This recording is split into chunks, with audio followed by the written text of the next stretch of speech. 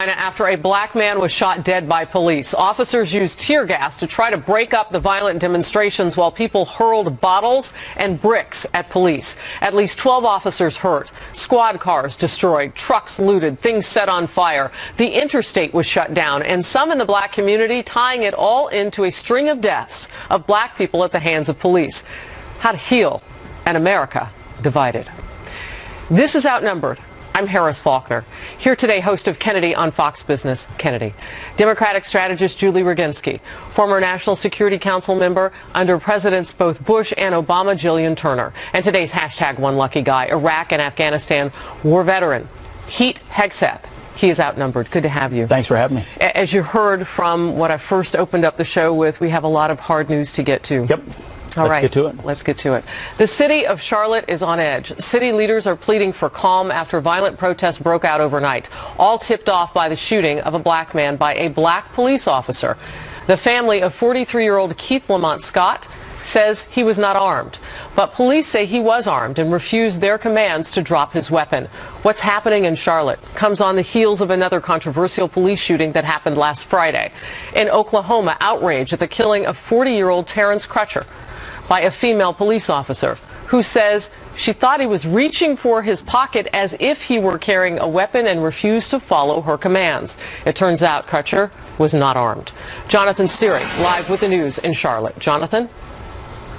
Harris, right now I'm standing in the driveway of the apartment complex where the shooting went down. In fact, on the pavement, you can still see the markings showing exactly where the shooting took place. Officers were trying to serve a warrant on an unrelated suspect when they noticed this man, Keith Lamont Scott. The police chief says his officers felt threatened. Listen. Mr. Scott, as I said, exited his vehicle armed with a handgun as the officers continued to yell at him to drop it. He stepped out, posing a threat to the officers, and Officer Brentley Vinson subsequently fired his weapon, striking the subject. Now, that shooting sparked a whole series of protests. They began peacefully, but then some protests got out of hand when some of the demonstrators began throwing rocks and bottles at police. At least a dozen officers were injured. Protesters are upset by what they say is a pattern of police using excessive force against black citizens. In the Charlotte case, the police officer identified in this shooting is actually African American, but protesters say that does not mitigate what happened. You're exactly right, and it don't matter whether black or white, he was in blue. At one point, the protesters blocked a portion of Interstate 85. Police had to temporarily shut down the interstate, but they managed to clear protesters from the highway well in advance of the morning rush hour. City leaders now are calling for calm dialogue to replace last night's violence. The protesters say they will be back out near City Hall and police headquarters this evening, but they say those demonstrations will be peaceful. Harris? Jonathan, thank you very much. As we come out to talk about this, Kennedy, I want to start with you. There was a news conference a while ago in Charlotte. I don't know if you caught some of it off the top. Nation of Islam leaders were there, and there was a question that was asked.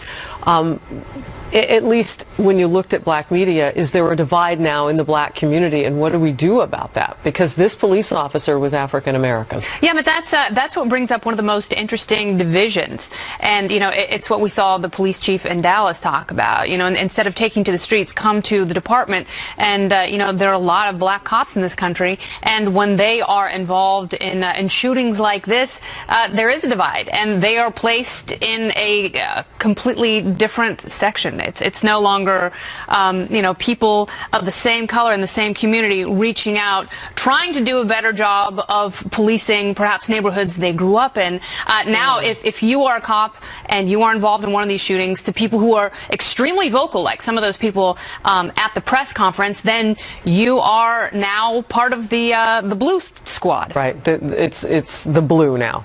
Well, yeah, and it should be. I mean, it shouldn't be about black or white. It is blue, and you got to put yourself in the shoes of that police officer in that moment, that black police officer, that female police officer, where effectively what they have are non-compliant individuals who are suspected for one reason or another, and that's where the black community would say, well, the motive is it's because they're black they're suspected. You can't get inside the head of that police officer. They're in a contentious situation. One where they had a gun, another where a much larger suspect than a female suspect is going toward a vehicle. These police officers make split-second decisions every single day. And to hear community leaders at that conference call for more rioting, for more protesting, for more violence, that's what it was last night. That was lawlessness. Is that what you heard in what he said today? Of course. The Nation of Islam leader talked about an economic boycott and then more of the same on the streets. And that Charlotte police officer, who was fantastic this morning, the police officer, when he talked about it, said, we're going to enforce the rule of law. Again, a black leader of that community also, because rule of law matters, and black people deserve it just like white people. Yeah, you know, this was my criticism with the Colin Kaepernick and the hashtagging and all of that has gone on leading up to these points now.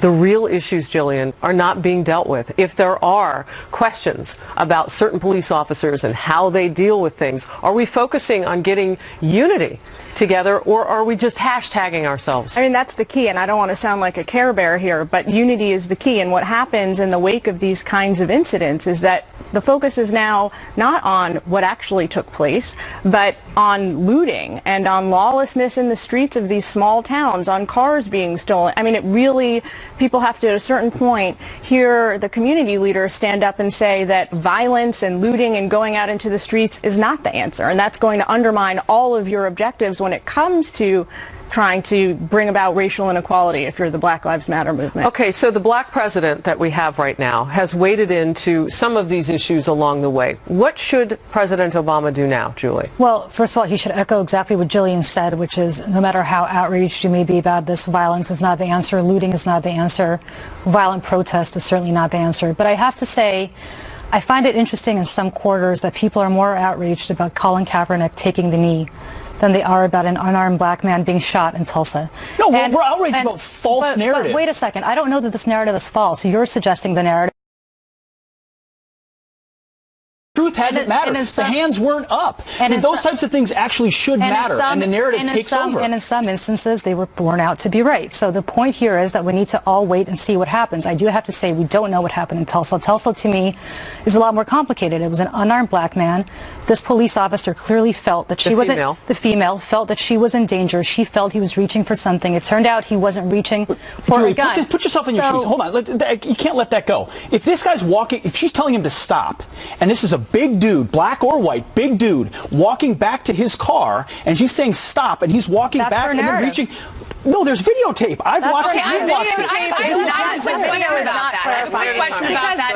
No, I don't know what she was saying. Because it seems like, you know, first of all, we have to be able to separate these instances. As rational observers, we have to be able to say that what happened in Tulsa is different than what happened in Charlotte. There were different circumstances. There were different victims. There were different police officers involved. And here in Tulsa, the problem that I have is the bad communication between the officers. Because if one is using lethal force and the other is using a taser or stun gun, then they're not talking to each other. Kennedy, you can't get inside the police officers that view different threat levels. Then they have to get inside each other's heads with better communication. You can't get inside everyone. It's like every you actually. But you can use that to defend. We have to be able to have that conversation. People perceive threats differently. Who is to say that a cop pulls me over and doesn't automatically assume that I'm a threat and then shoots? I mean, you're assuming now that any time a cop says that they shot someone, it's because they put their lives on the line for us, and we can't relate to it unless you've been there. She doesn't know what he could pull out of that car. Then any of us can get shot. Differently than the male.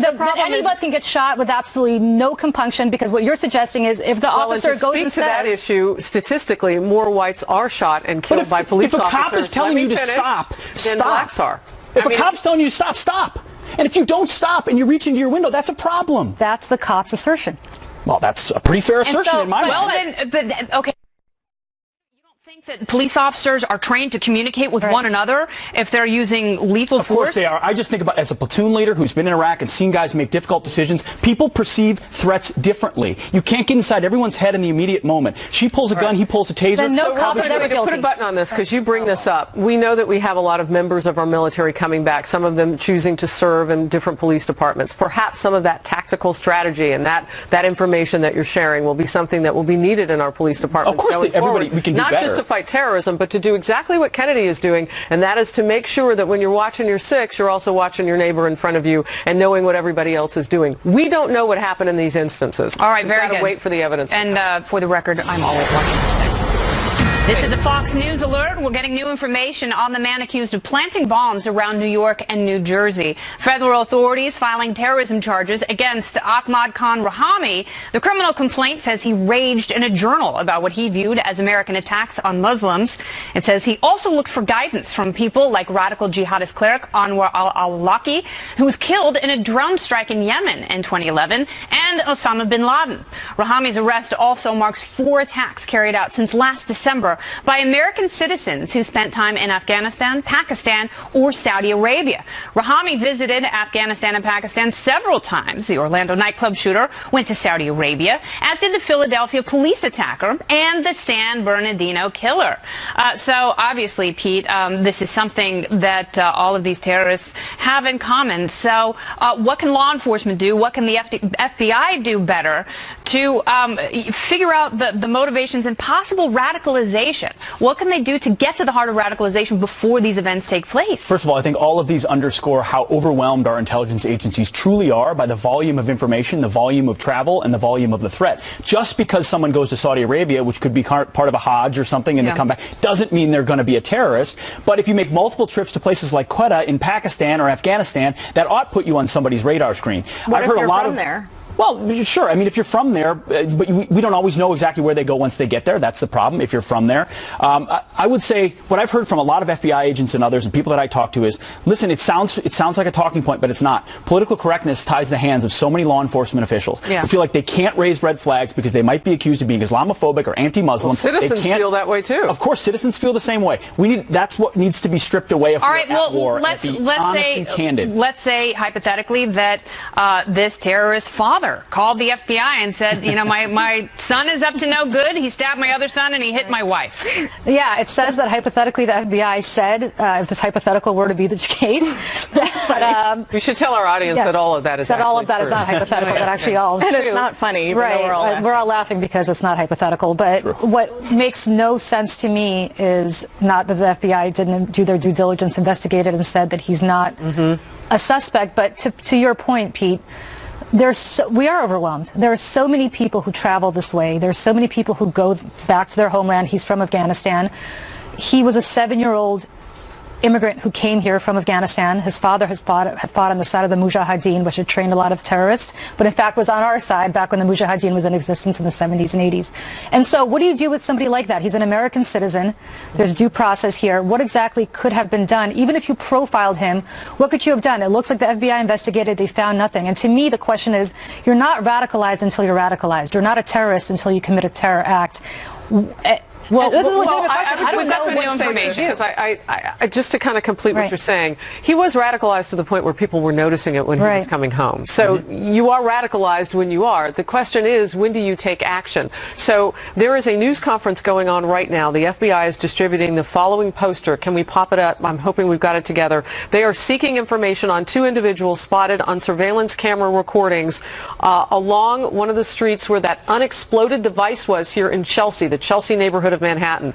And their advisory now notes that these individuals removed the unexploded pressure cooker device from a piece of luggage, leaving behind the device and taking the luggage with them. It is not immediately clear if these men are believed to be associated with Rahimi. So that is information. We're watching this news conference that's happening right now in New York City. As they start to release some information, we'll bring it to you here live. This is really interesting, Pete. Well, it sure is. You don't pull a pressure cooker out of a piece of luggage and take the luggage unless you, and not say something. We've got a see something, say something problem within the Muslim community. That's what it comes down to. If people saw those red flags and didn't call the FBI and say, this guy's plotting something, this guy's saying something, that's a problem, and we have to be willing to say that. Or if they did call the FBI and, that was 2 years ago, but if we're seeing it in real time, you have to be willing to call that out in real time. If America is your country and your allegiance is maybe our national security apparatus is overrun because we're spying on too many people and not focusing on the bad guys. Wow. Perhaps the net is too wide. And guess what is not wide? The length and width of the time that is making up how many days we are away from the first presidential debate. That is 5 days. And now reports Hillary Clinton is prepping for a tale of two Donalds. That's right, two Donald Trumps. While he's hitting her on her stamina once again, what could we expect Monday night? Plus protests outside the White House. Family members of 9/11 victims calling on President Obama to sign a bill that would let them sue Saudi Arabia for the attacks. He plans to veto it, but should he? And of course, after the show, you can join our live chat. Just click on the Overtime tab at foxnews.com/outnumbered. I did it. You do it. Or go to facebook.com/outnumberedFNC. And of course, you can tweet us. We will see you there in full force. The first presidential debate just 5 days away, and Hillary Clinton reportedly lightening her load on the campaign trail to prepare for the race-off against two Donald Trumps. Two! I thought we only knew of one. The Wall Street Journal explaining, quote, Hillary Clinton is preparing for two different foes on Monday's presidential debate as on-message disciplined Donald Trump and a freewheeling, more provocative Donald Trump in mock debates and closed-door sessions that last hours, we're told. Mrs. Clinton and her top advisors are prepping ways to use Mr. Trump's own words against him. Meanwhile, Trump is tweeting Hillary Clinton is taking the day off again. He means yesterday. She needs the rest. Sleep well, Hillary. See you at the debate, end quote. So, in factual fairness, Mrs. Clinton had a bout of pneumonia. Her staff said she was off the trail for several days. She came back. She worked 4 or 5, and now she had taken yesterday off, and you get that tweet. He is furthering that narrative of what? The unfit narrative, which he hasn't directly targeted physically, her health. Apparently. Yeah, but when you say unfit, what do you mean? I mean, it's a perfect conflation, actually. You're unfit to be. You could be physically unfit. What are you unfit for? I think he's insinuating that throughout. I do think, though, Hillary Clinton is smart to prepare for two Donald Trumps. We've seen two different Donald Trumps appear at different debates, multiple forms. I just want to know if he's going to use crooked Hillary straight to her face. That's what I want to know.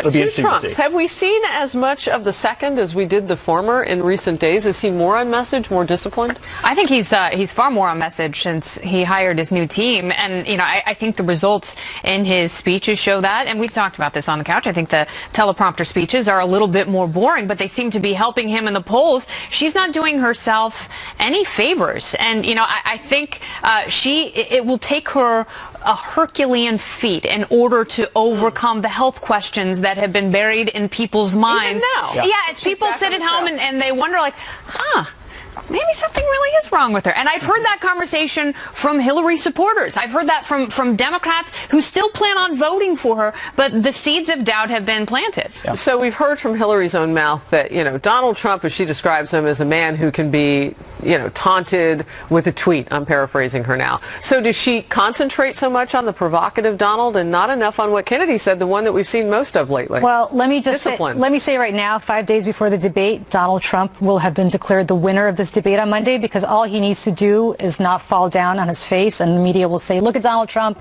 he's doing so well. Is that because he's not a politician? It's because the bar for him and the expectations game for him is so low that all he has to do is clear a very low bar. Should be. He's never done this before. He's done this about 100 times during the primaries. So, not the same, though, going up against Hillary Clinton. Why not? Why is it not the same? He's had a ton of practice during the primaries. He's because gone none up against of them won their party's nominee. I mean, she's supposed to be the top of her party. He's had some pretty good people that he debated, including Chris Christie, including Marco Rubio, and he cleaned up with them. But look, he's got to prepare for two Hillarys too, I think, right? Look at the response. Look at the response that she gave Saturday in the midst of the Chelsea bombings right here down the street. I remember she spoke to the press on her plane right between the 23rd and the 27th Street devices going off, and you know, she was her tone was, well, let's wait and see. We don't have any facts. And then the next day, after she had some time to mull it over, she came out guns blazing and she said, for the first time, we're going to get ISIS. We're going to kill them. She has a plan to get ISIS. Is what I mean, I she's think going to vet refugees now. It's not exactly a sure thing what he's going to get. He's also accusing her of copying him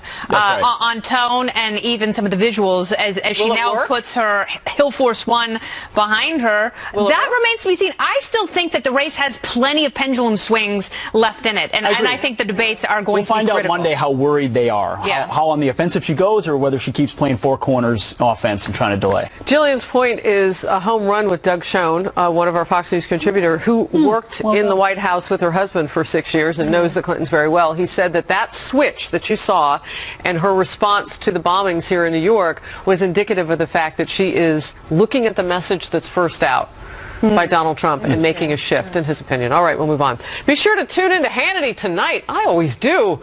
Sean hosts a town hall with Donald Trump focusing on the Republican nominee's outreach to black voters. Mr. Trump will take questions from the audience, and there will also be some special guests. Tonight, 10 p.m. Eastern, right here on the FNC. Your night is made. Pop your corn.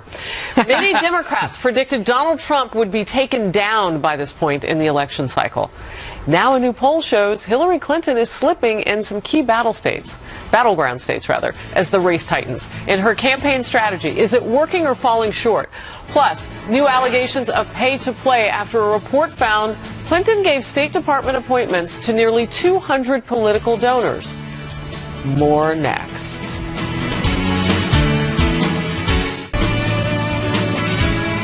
Welcome back. You are enjoying Outnumbered, and we are enjoying having you. We are awaiting a Hillary Clinton campaign event in Florida, where new polls show her lead is shrinking. In the crucial battleground state, a new Monmouth University poll shows the Democratic nominee ahead by just 5 points, 46 to 41%. That's down from a 9-point lead. That was just last month. Polls show other swing states tightening as well, raising new questions about Clinton's decision to stick with a traditional playbook. Now, one analyst warns the play it safe strategy didn't work for Trump's GOP rivals, and it isn't working for her. A former aide to Senator Ted Cruz says, quote, everybody in the primary at one point or another tried to take Donald Trump down in the way you take someone down who says absurd things, and none of them worked. She's trying to do more of the same, and more of the same isn't working. All right, Julie Roginski, this is what you do for a living. It is. You are a Democratic strategist. If Hillary Clinton called you right now on the Julie Roginski bat phone, how would you answer? What would you say? I would say, I'm on the air right now. I cannot take your phone call because this discussion is more important than any advice I could give you. And then I would say, keep doing what you're doing because of the reasons that we talked about last week. Campaigns are always about two things. One is about message, and she and Trump are competing in message I think fairly effectively. She's running incredible negative ads against him. He's doing incredibly negative ads, or not even ads, but saying negative things about her. But the other that's so crucial, and it's much less sexy, is organization. And that's where her money advantage, and that's where her early organizing advantage really works, in the sense that they have identified their voters, and they know who those voters are, and they have the mechanism to get them to the polls. That's a lot harder to do than people think. And that's something that the Trump campaign, I know that Kellyanne Conway, who's very good, and I've known her for a long time, I think if she had one wish in the world, I'm not speaking for her, it would be to have the money and the resources and to have started earlier organizing in those states. So the money that he's not spending going to the rubber chicken dinners trying to raise money, and the downtime that he has, and sometimes he'll spend it tweeting or whatever, could very well make the difference for a woman who obviously is struggling right now, A, physically, and B, having to spend millions and millions and millions of dollars in that negative advertising, which he isn't having to pay for because he's constantly on TV, radio, every place he wants to go. Correct. He's got a different bully pulpit than she has, and his is free a lot of times because he's figured out the one thing she can't do, and that's own the room over and over and over. So my question for you is, when does she change strategy? Is it right after the debate? I don't know that she is changing strategy. I would advise her to actually stay a little bit more positive than she has been. She's doing a ton of negative ads against him. They're effective. Even you say negative works. Negative definitely works, but I think I don't know if it works. I think it works to his advantage. I think that's one of the things about this race. And to your point, they're using a tried and true playbook. The Clintons love the 90s. The problem is, I think sometimes with an organization like that, she's been running for president essentially since 2008. Is it becomes too much of a bureaucracy? They're so weighed down that they can't afford board. They don't have the resources to be spontaneous. But let me just answer that question real quickly. I'm sorry, but to Harris's point, it's not just the message that you're talking about. What I'm talking about is modeling. What I'm talking about is identifying those voters. On the ground. Yeah, I get it. It's incredibly effective. Every professional you talk to on the right and the left does point to the data and ground game advantage that Hillary Clinton has, no doubt. But we were just talking about the Vikings. But is that enough to win? This is such a different election. I want to bring a football analogy into this because my team is 2-0. Shameless plug to the Minnesota Vikings. But it feels like your team, the Democrats, are ahead right now, but they're putting in a prevent defense. And Donald Trump is picking apart the defense and marching down the field. And you might feel good because you have a small lead, but the anxiety in the back of your head is you're playing on your heels, and if you're going to sit on that old playbook, eventually that pick-apart offense can score a couple touchdowns on you late. Don't ever use a football analogy on me. I have no idea what you're talking about. The folks out there know. The folks out there know what I'm talking about. He's inside the red zone all the time. Of course, and all he's got to do is punch a few in late. Goal line. And I wouldn't want to be the team that's playing prevent defense. She's a wounded cornerback. He's doing necessarily purposefully, right? He'd like to have the money in the bank. But I love the idea that should he become the president, this sets a great new precedent for kind of a race to the bottom. Because once someone can take the presidency for like $500 million rather than $1 billion, whatever the numbers are, I think it's something like that. I mean, who doesn't love that? They can't, though. It's hard to recreate Donald Trump. Julie's sticking to it. There's no way. Hillary Clinton. Oh, look, there's more. Facing new questions of pay to play. Well, Julie won't like this. Over her time at the State Department. A Washington Examiner report finding that 194 of Clinton's donors were named to advisory boards while she was Secretary of State. They gave money to either the Clinton Foundation, her political campaigns, or affiliated groups. Those donors represented, and here's the number you got to watch for, nearly 40% of the total 511 advisory appointments that Clinton gave. But the Examiner does point out such appointments are not illegal or unprecedented. 40%, that number, nearly 40, were given to people who gave to the things that she loved. Does it matter? Yeah, of course it matters. I think this is just part of the drip, drip, drip, whether it's pay to play or email that will plague Hillary Clinton to the very end. Later on, we're going to tell a story about word association. The word association words that we think of her are email, are pay to play, our foundation. This only adds to that 40%. Of course, you donate, you get what you want with the Clintons. All right, so Jillian, you've worked across 2 administrations, and what the Secretary of State does and how she chooses to do it, I would imagine affects our national security. Talk to me about that component in learning what. Of course it does, and what I want to say now is that I don't want to be on the side of defending this because I'm not supportive of it. But what I do want to point out is that we're kind of assuming an inverse correlation here, right? What if the people who gave money to the Clinton Foundation actually work on already and believe in the issues that they're promoting? And so when she becomes Secretary of State, it sort of like makes an interior sense. designer from Arkansas who all of a sudden ends up on a UN UNESCO board. Look, you can parse it apart. I mean, and that's I'm why sure I don't being like able to contrast paisley and stripes is critical again, for out of helping all those in need across the globe. Out of all these people, what we need is really good demographic breakdown on who these people are and what they did, which we don't have right now. And what their backgrounds were. Exactly. But one Maybe thing that these they were perfectly had qualified in droves, people, and then the semblance of impropriety is simply that, a semblance. Okay, the optics of it. One thing that they had in droves that the others perhaps in that list of 511 did not, Julie, was access to her in the State Department. And that is really the optic, Jillian, that people have been most critical about, because they feel like, well, if you pay, do you get to play more with Hillary? Yes. I don't think the awarding of not political posts, excuse me, but ambassadorial posts or other posts tied to fundraising is limited to just Hillary Clinton. Oh, heavens, I think this goes back. But I will, just because other people do but I will say, you know, I think it's interesting. You had $258,000 from Donald Trump's charity given to settle his business lawsuits. That's illegal. That is illegal. That's not something that's, well, it doesn't look good. That is a blatant violation of the law. And has he spoken about that? Broken. He refuses to address the issue. This was broken in the Washington Post yesterday.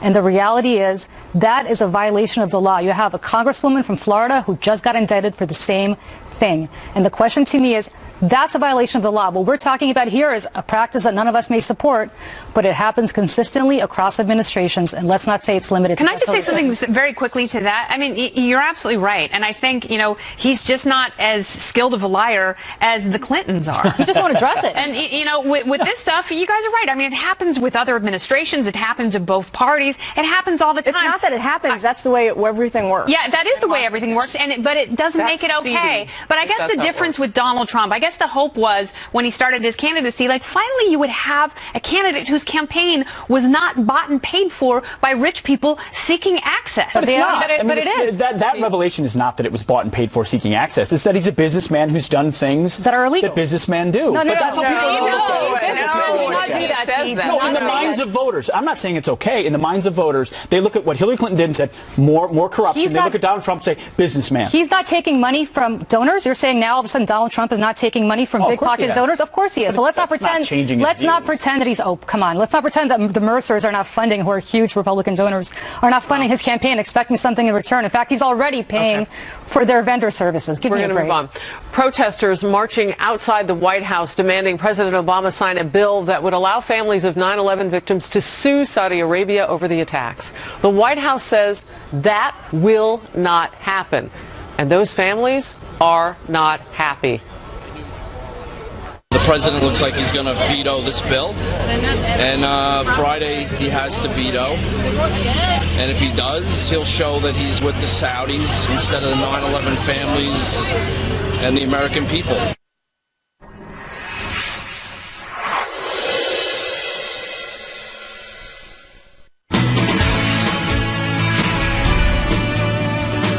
Welcome back. President Obama and Congress are set for a showdown over the so-called 9/11 bill. Families of 9/11 victims protesting outside the White House yesterday, calling on Mr. Obama to sign the measure. The measure would allow Americans to sue Saudi Arabia for its alleged connection to the September 11th attacks. Saudi Arabia was home to 15 of the 19 hijackers and home to a lot of the Wahhabi form of Islam that has emanated from there as well. Some accuse the Saudi government of supporting them directly or indirectly. Supporters of the bill say it would be a powerful deterrent against terrorism. But President Obama says it could dangerously undermine the United States' interests worldwide. Congress may override his veto, but now some Democrats are reportedly starting to show cracks in support for the measure. Jillian, I've got to go to you on this. There are two powerful sides on this. The White House saying it could undermine us. 9/11 victims, who we all want to side with, saying, hey, the Saudi government had a role. How do you look at this? The way I look at it is it's a big deal in the Congress right now. Senate's going to stay in session until they get it done. It's because this is so emotional. On the one hand, everybody sides with the victims of 9/11. We all want them to get redress from the Saudis. But the problem with this legislation is the long-term impacts. And President Obama's position, which I happen to agree with in this case, is that this sets a bad precedent. It actually, in the long term, is going to make Americans more vulnerable to foreign lawsuits. And that opens up a can of worms that we can't control. Unpack that just a little bit more. Americans vulnerable to foreign lawsuits, meaning it's not just about whether Americans can sue. You're saying it's other a two-way countries could street. do the There's going to be reciprocity here. So if we start doing this in foreign countries, the same is going to happen here. And once we start opening up, let's say you served in the military, do you want to be sued for something that happened on the battlefield 10 years ago? So by an Afghan, a Pakistani, I mean, there's rolling consequences here. One of the things that our government does to make sure that we don't get into these situations where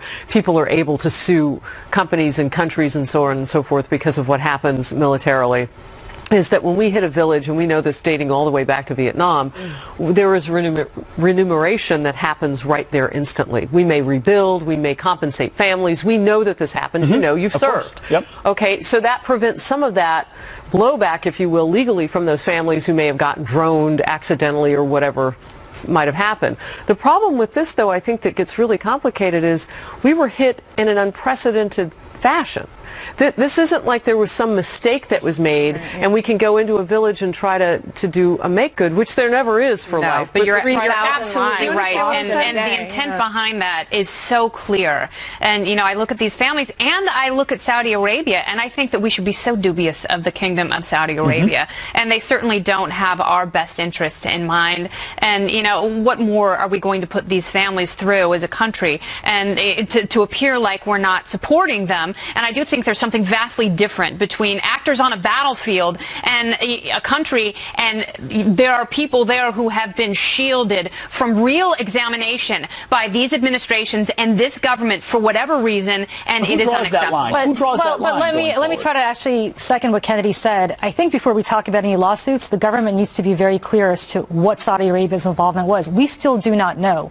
It has now been many years. This has been over a decade. Pages not redacted. That's my Could point. We learn that's from my that? point. It is now classified pages it has now that been we should 15 see? years since this terrorist attack took place. It is time that the government let the American people know exactly what the Saudi involvement is, and then we could talk about a potential lawsuit or not, depending on what the Saudi role was. But the problem for me continues to be that the previous administration and this administration, in a very bipartisan manner, have shielded the very bad behavior of the Kingdom of Saudi Arabia, which exports because they're an ally. But at some point, you have to acknowledge that your ally is exporting more terrorism than your enemy, Iran, or anybody else ever could. The Saudis are on par with the Iranians in exporting terrorism against their interests around the world. And this administration decided, okay, redacted maybe, but you can't see everything. Well, but this administration's been a lot tougher on the Saudis than its predecessor. President George W. Bush had a great, which I commend him for, had a great sort of personal relationship. I traveled with him to the kingdom in 2008, and we all saw firsthand with King Abdullah the way they interacted.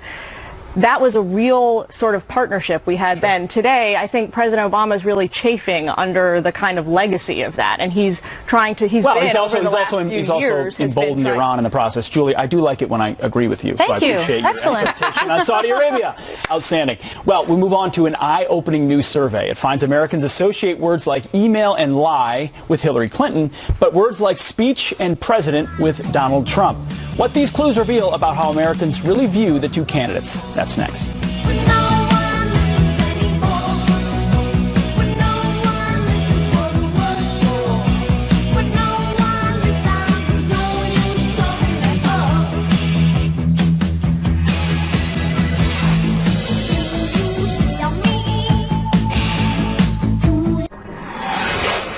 More Outnumbered in just a moment. First, let's go to Jenna Lee with what's coming up in the second hour of Happening Now. Hey, Jenna. Hey there, Harris. The FBI wants to question two men in relation to this weekend's Chelsea terror attack. We should learn more about this case at a news conference just announced at 1 p.m. Eastern Time. We're going to have that live, and we'll have the latest. Also, 47 days until the election now. Both campaigns in full swing. As polls are tightening, we're awaiting Donald Trump at an event in Toledo, Ohio this afternoon. We're also awaiting Hillary Clinton. She's been off the trail, as you know, doing debate prep.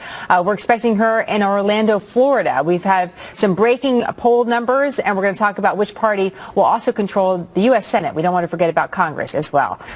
And they don't want us to forget about them either. And they never do. They're persnickety like that. All right, Jenna, thank you. Harris. As the 2016 race heats up, a new Gallup poll finds words like email, lie, health, speech, scandal, and foundation dominate what Americans have heard about Hillary Clinton over the past 2 months. But by contrast, words linked to Donald Trump, like speech, president, immigration, Mexico, convention, campaign, and even Obama, are more varied, based on his campaign activities and his statements. While Clinton has been attacking Trump on character, the poll finds no specific words representing negative traits have stuck to him the way words like scandal and lie have to Clinton. That's because the conversation about the Clintons has been going on for decades with those same words, so they have stickiness in them. Yeah, there's been a lot of time for people to, they're not just Googling in the last 2 months. This has been kind of going on and on and on. Just from what I've seen. I mean, thankfully, that doesn't apply to the rest of us, right? Because if we all had to die by our Google search terms, I don't know how well we'd still be gangly hairy. Google Harris. thinks I'm 5'8". That's like the best thing that's ever been said about me in my life. I'm like, really? Thanks, Wikipedia. I don't know who wrote that, but I'll take it. So this is awkward if you're Hillary Clinton, though, because you're spending how much money? Oh, I don't know, north of $50 million on negative ads against Donald Trump. Yet they're like my favorite egg pan, no stick. And yet for her, lots of stick. You know what's interesting, though, is people are actually much more influenced by the things that they seek out on search engines like Google, as opposed to political ads that people have really grown numb to. And so it's interesting because after the 9/11 memorial collapse that she had, if you went online searching for video, she has a digital team that they use something called search engine optimization, SEO for short, a very clever acronym. And basically, it's a way of controlling what people see about you on search engines. And even with that, even with her team doing that and trying to delete and move things way down in search posts, still people are putting things in like health and liar. Do they offer a subscription service for private citizens? I think for a few $1 million, you could probably have a couple of your people given immunity from prosecution. You know what also fascinates me about this? You know, you always hear the qualms about how much time Republican candidates, just in general, not just for president, how much time Republican lawmakers get in the media and the type of press that they get. Hillary Clinton, you could argue, has gotten very positive when you look on whole. I mean, the email scandal has been covered, but not nearly as much as her walk into Chipotle coverage. And some of the other images, the double rollout of her campaign, that sort of thing. In general, she has received overwhelmingly fawning and uncritical coverage. I disagree. Yes, I disagree. Channel and elsewhere have done a good job fact-checking. Hillary Clinton has not. Barack Obama got the biggest free pass any That's what I'm candidate's saying. ever gotten. Yes, Barack Obama. We agree. I think they're critical of her, but for example, when the press loses patience with her, when they did after the 9/11 fall, because she didn't tell them for 90 minutes, that's when they turned on her. They lose patience with her from day one. This woman has been more maligned for 25 years than any other politician. Let's take a poll. Not before. I think she's gotten Take a horrible poll press. on that. All right. Who do you think has gotten the most positive press? I'll be looking at my Twitter. Overtime. We'll be right back. Stay close.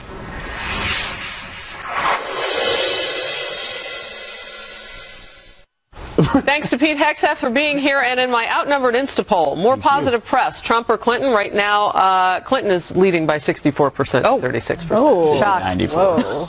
What did you say? It'd be 94. Oh, okay. You and Julie will be so much fun and Outnumbered Overtime. FoxNews.com/Outnumbered. Click that Overtime tab. Also, Facebook.com/Outnumbered FNC. Now, happening now.